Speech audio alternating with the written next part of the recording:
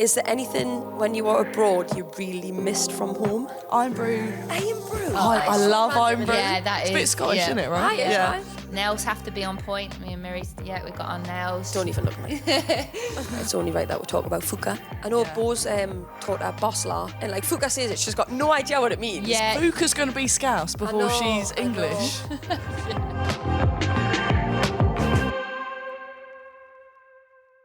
So, welcome back to the show.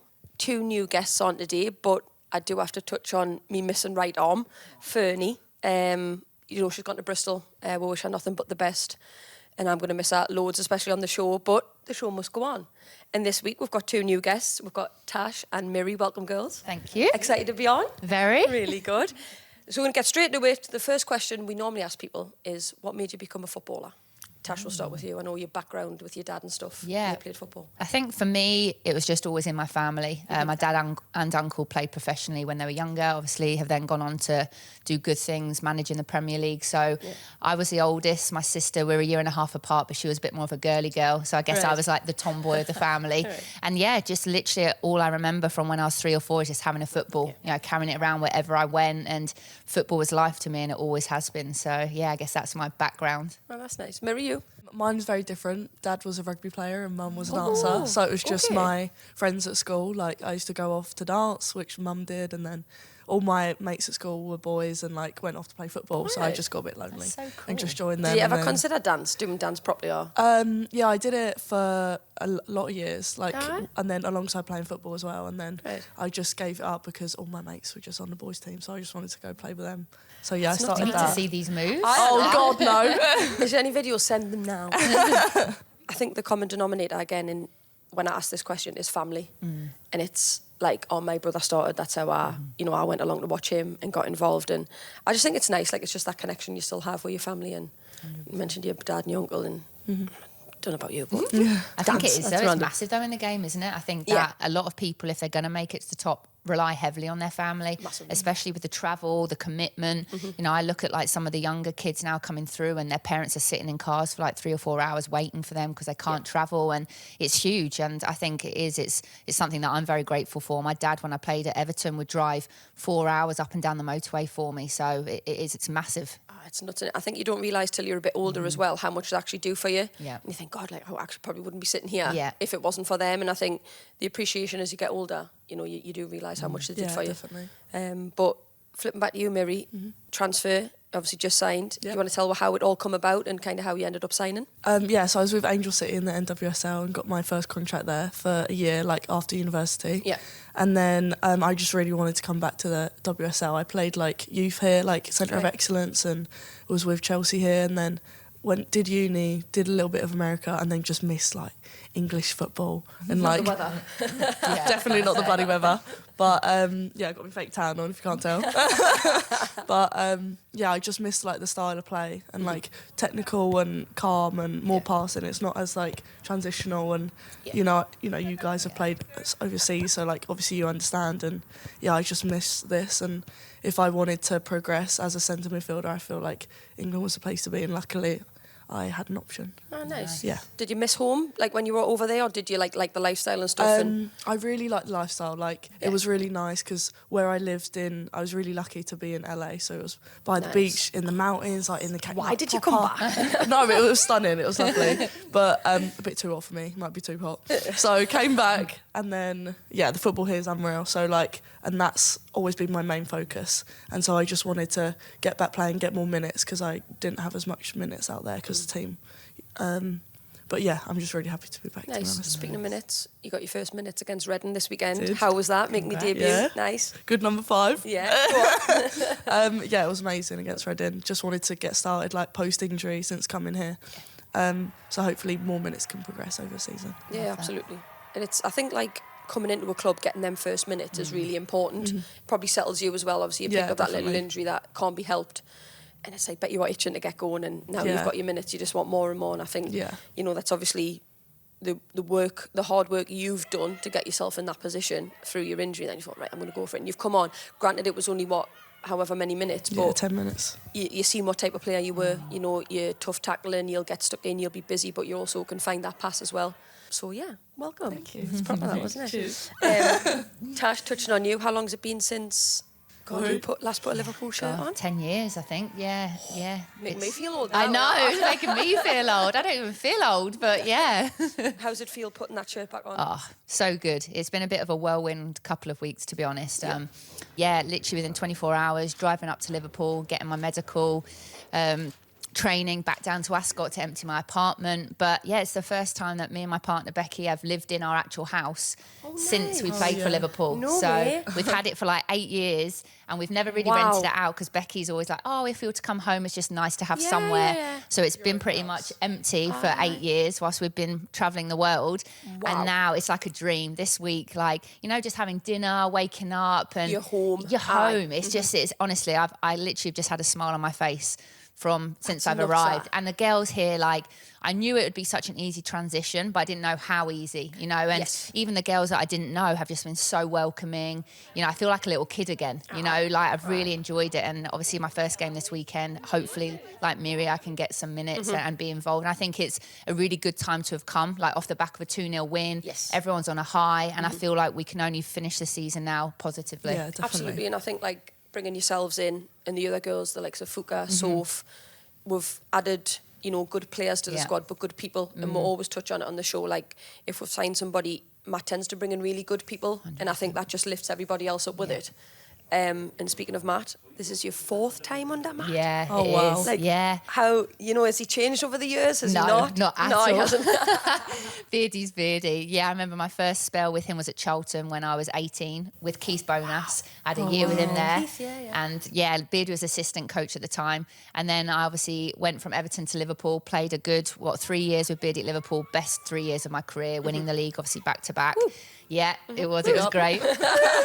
And then travelled to Boston with him, had a couple of years over there, and then, back with him now. But Beardy, more than anything, I think this is me as a player. To get the best out of me, you have to treat me as a good human being, first and foremost, rather than a football player. And, you know, he's a friend to me as well as, like, a manager and a coach. And so I think that was a big reason why I wanted to come back is I just... If it's for 4 months, whatever happens after the season, I just really wanted to enjoy my football again and be happy. So Beardy's great. I think that's it. I think if you're happy, especially off the pitch, you mentioned being at home with Becky and things like that.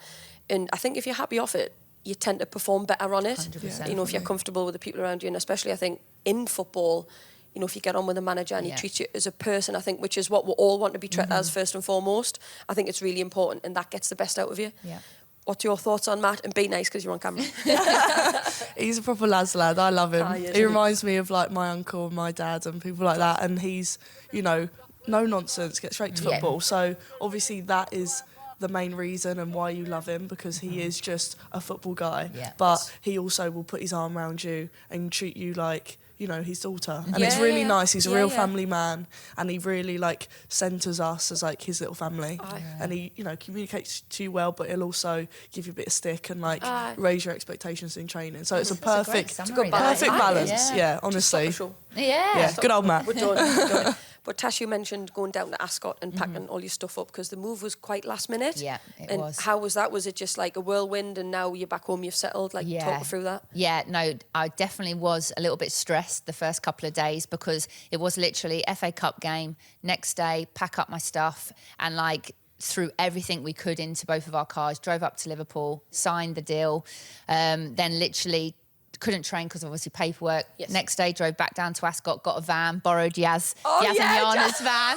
So that was really entertaining. So bless them, they really helped out there. And then, back up again. Our house right now is like a bombshell. We've got mattresses everywhere, beds everywhere, clothes. I said to Becky, I need to buy some more walk-in wardrobes because I do not have enough stuff on my clothes. You don't realise how much stuff you've got. No, honestly, it's ridiculous. So last week was just manic.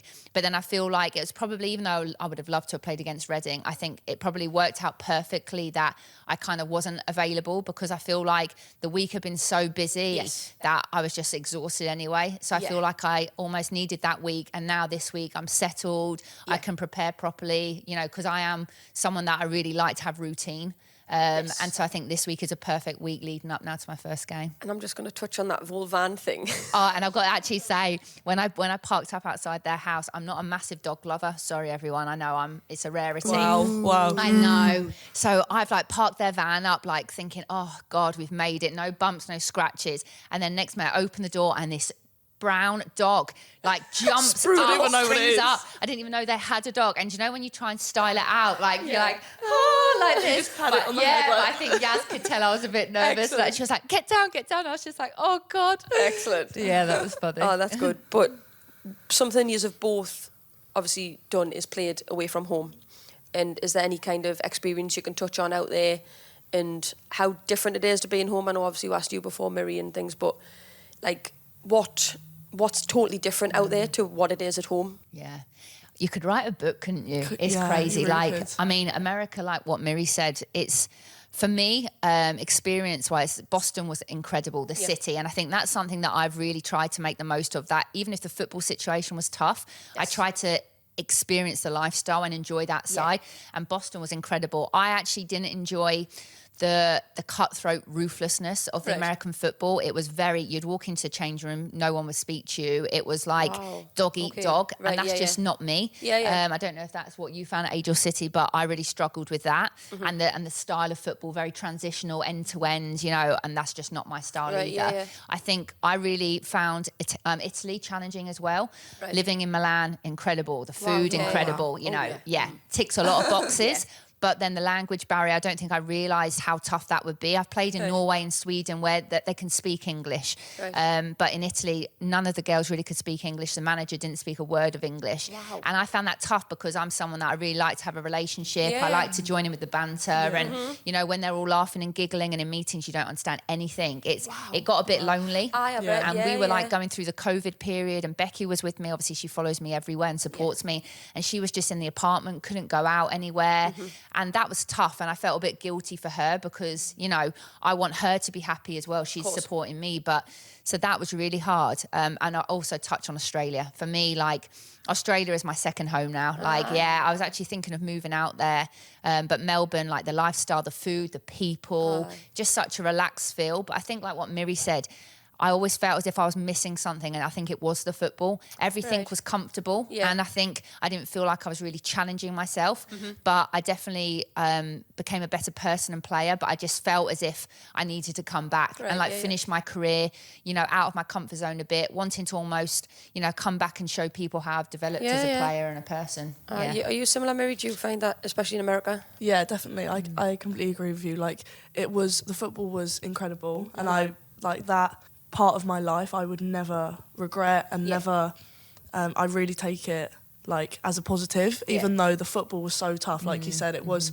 very cutthroat, very different style of play, and obviously even though I went to university there and did that, like the jump from like playing youth to like professional is the same in university to pro in America. So like that jump was big, and then just the team, and like I came in late because I had visa problems, and like the way of play is so different. And obviously I've never played anywhere else apart from England and America. So I would love to go abroad like you have and get experience like that. So I think America for experience and lifestyle was like unbelievable for me. But I think just on a main football basis, I just want to come play in England. Fair enough. And I think now you've done it and you've experienced it, it's like bucket list sometimes for people. Like you can literally tick it off. I've been there, I've done it, I've experienced it. I'm home now, you know, and you can play and enjoy yourself. And like you said, if you fit into that style of football, you're going to enjoy it a little bit more. But is there anything when you were abroad you really missed from home? Oh my God, everything. Any home comforts? Mine would be Newcastle United, of course. But Probably just actually like watching football. Like the struggle of like watching the Premier League, like a Super Sunday. But then apart from that, I guess like, just a good English breakfast tea. You know, the tea's never the same. But to be honest, I wouldn't say like I'm not a massive home girl. Like I love my family to death, but you know, as long as I'm with Becky, you know, that's home for me. So it's not like I really had a craving to come home. It's just it happened, which is amazing. Oh, nice. Did you miss anything in particular? Oh, Iron Brew. Lucozade, bacon. You know, like American bacon. It's like hard, like it's rock solid. No, it's rock solid. It's like like Canadian bacon. You know, it doesn't like wobble when you touch it. So, it's literally stiff. Iron Brew, me mum. Iron Brew. I love Iron Brew. Yeah, that is. It's a bit Scottish, isn't it, right?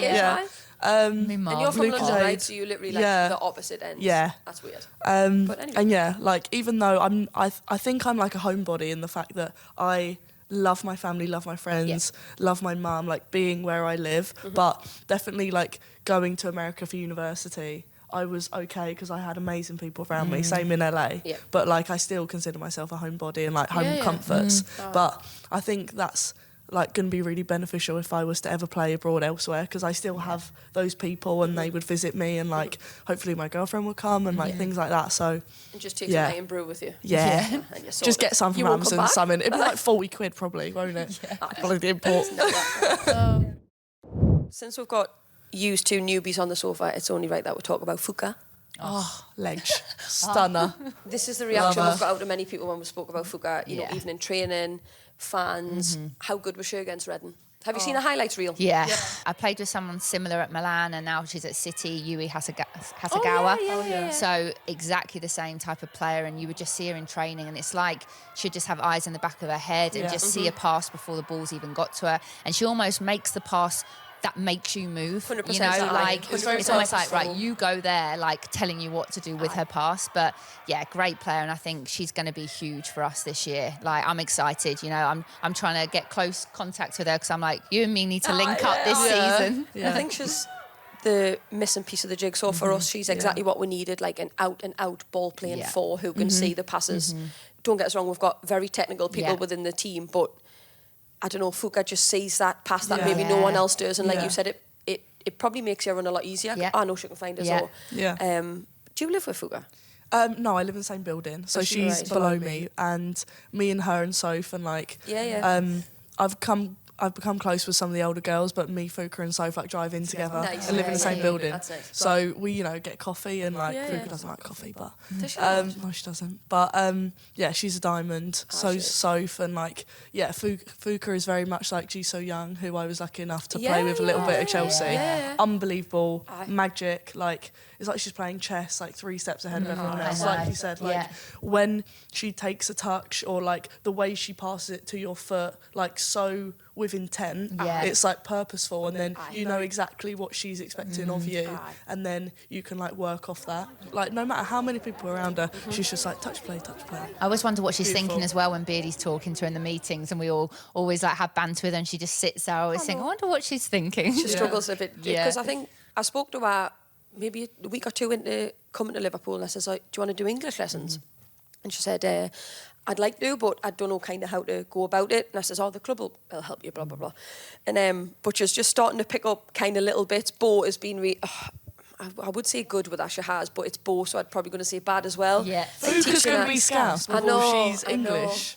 She's giving her like I'm giving her like lovely jubbly, and Matt's doing that. Lovely And jubbly. and like I know Bo's taught her Boslar. Okay. And like Fuka says it, she's got no idea what it means. Yeah, But she's like, and actually it's really funny. I think she's starting to pick up a little bit more. I think she understands it, but she can't quite speak a lot of it. But I think she's going to do lessons and stuff, but she does. Even in the huddle the other day, when Matt was, Fuka, where are you? And he said something, and she was just like, what? she's kind of like smiles and waves. She's just like, But she's been excellent, and I do think she will be the missing piece of the jigsaw, but she does struggle with Matt and Leanne and things like that. So we have some questions, girls, next from the foundation. So they've come from the Global LFC International Academies, and they want to know what it's like being a professional footballer representing Liverpool Football Club. I see it as such a blessing. Like, this is my job, get to travel the world, play football, meet incredible people. So I think for me, I think the older I've got as well, I really pride myself on like just doing everything and more, you know, because I know that if I'm going to stay at this level at my age now, I have to do more to be able to survive, really. So I would say, it's an honour and it's a privilege, and it's something that when I look back at my career, I'll be, you know, very proud. I think you touched on it there as well. You meet people that you'd never ever meet in any other walk of life. Like, I've got friends from when I was at Reading, and we're still talking. We're still very, very good friends. I live with Soph Howard. You know, I keep in touch with her. We're really good friends, and we were talking about it. Was it yesterday about like your best friends in football? And you know, I've got a best friend plays for Durham, Sarah Wilson, and obviously I met her at home, but then I've met other people along the way that our class is just good friends. And in any other walk of life, you would never have it. And it's hard. I think a lot of people from the outside look in and think, oh, you've got a great life, and we have. but would do sacrifice a lot as well. 100%. And I think that's the hard part. You miss family parties. You obviously you're at home now, but we live away from home, and it's, you know, you do sacrifice a lot, and that's the side people don't see. But it's a massive honour and a massive privilege. Do you feel the same? Oh, definitely. My mum is a huge Liverpool fan, and she never fails to remind me like how much of an honour this is, and how everywhere, like every holiday we've ever been on, every place we ever go, there's a Liverpool fan, a scarf, a hat, a jumper, and you don't know the privilege and the pressure that brings. And I think that's a massive weight on your shoulders, but also one that we all like want to carry and feel very pressured to do, like privileged to do that. So yeah, I just couldn't like have imagined to be in a better place, to be honest. Really nice. Okay, so either of you can take this. How do you deal with injuries and setbacks that keep you out of the team? And obviously you've just had a recent injury, so do you want to touch on that? Yeah, I just had a little injury, but you have to put the work in the gym, put the dedication in, like get your head down, because obviously you want to be back as quick as possible, but to the right extent. Like you can't force yourself. Yeah. So you have to listen to the professionals. Obviously that is their job, they're the experts. They give you amazing guidelines, amazing frameworks to help get you back, but obviously it's going to be your own grit and like hard work is going to get you there. So you just really have to put your head down and not lose sight of what you want to do. Yeah. And you almost sometimes feel like, cross fingers, touch wood. Yeah. I've not really ever had any any injuries that have kept me out of football. Actually, last year when I signed for Reading, I was struggling with my Achilles, and I missed the first 2 games of the season, but pretty much the whole of pre-season I missed. Oh, wow, right, okay. And I think you actually feel a bit guilty as well, because I remember signing at the club and I was kind of like a big signing for them. They'd invested a lot in me, and I kind of, you know, felt like I, you know, owed them. And then for me to be injured, you do feel guilty, because you know how much like they need you, kind of thing. That's what they signed you for. And I also think like as an individual then as well, the standards that you set for yourself as a player and the standard you have as a player, you are almost not scared, but you are a bit scared that, am I ever going to get to 100% again? You know, am I, so it's crazy. Like I actually had to speak to someone because I struggled a lot. You know, I had sat down with a counsellor at Reading, and we just spoke, and I just told her everything, like how I was feeling, you know, and to go home as well, I didn't want to put it on Becky because it would upset her seeing me upset and struggling.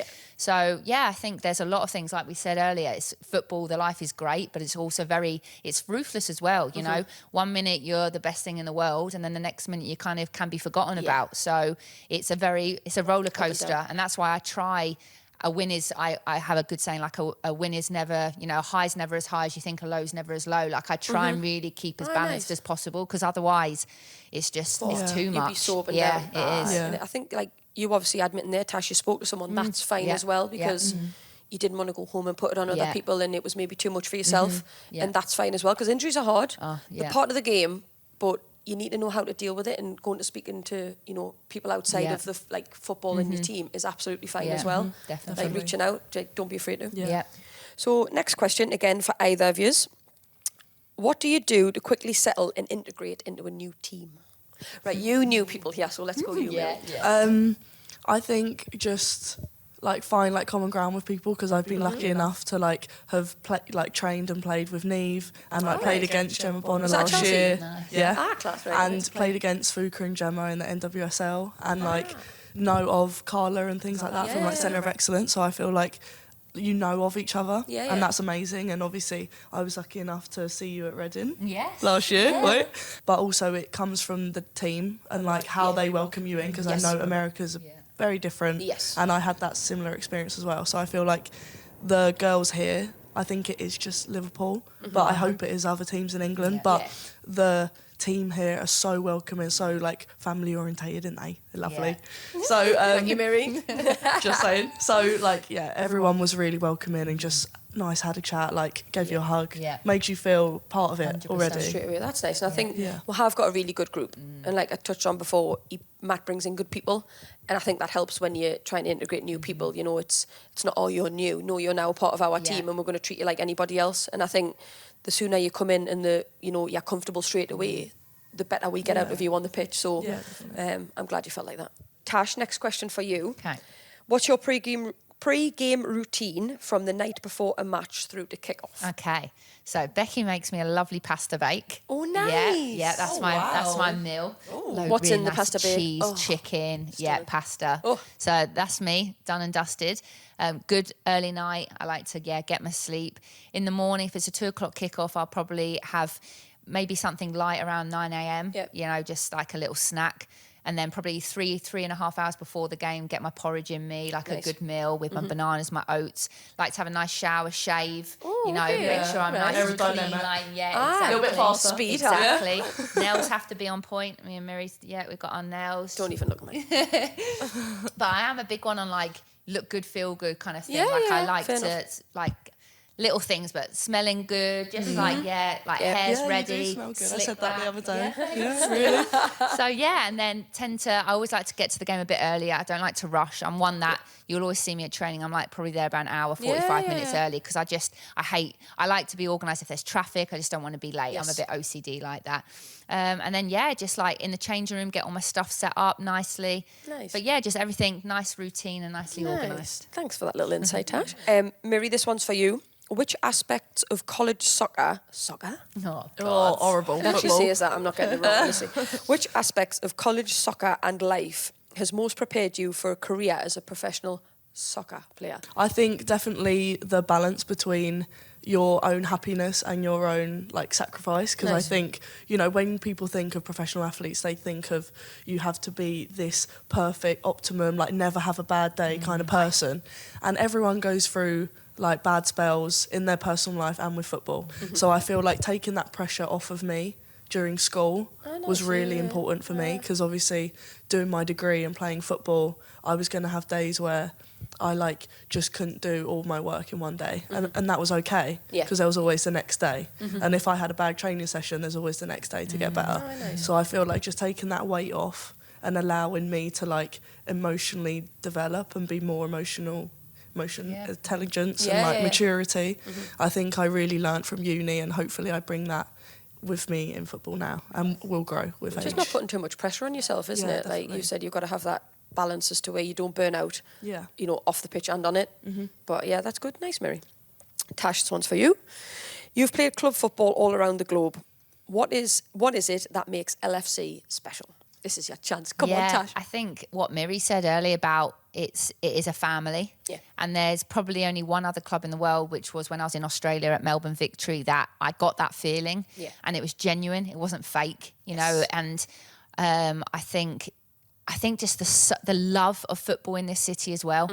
I remember obviously 10 years ago, back in the day, when we won the league, you'd have men in the vans beeping horns saying, "Get in, girls, congrats on winning the league." Even my partner Becky, she was at the game the other day with me, little fan asking for her autograph. They don't forget. And whether you played for the club 15 years ago or now, you'll always be a Liverpool legend in their eyes. And I think that's really special. It really is, because football is our lives, and I think they just live and breathe it in this city. So I think that's what I love the most about the club. And I think that's it.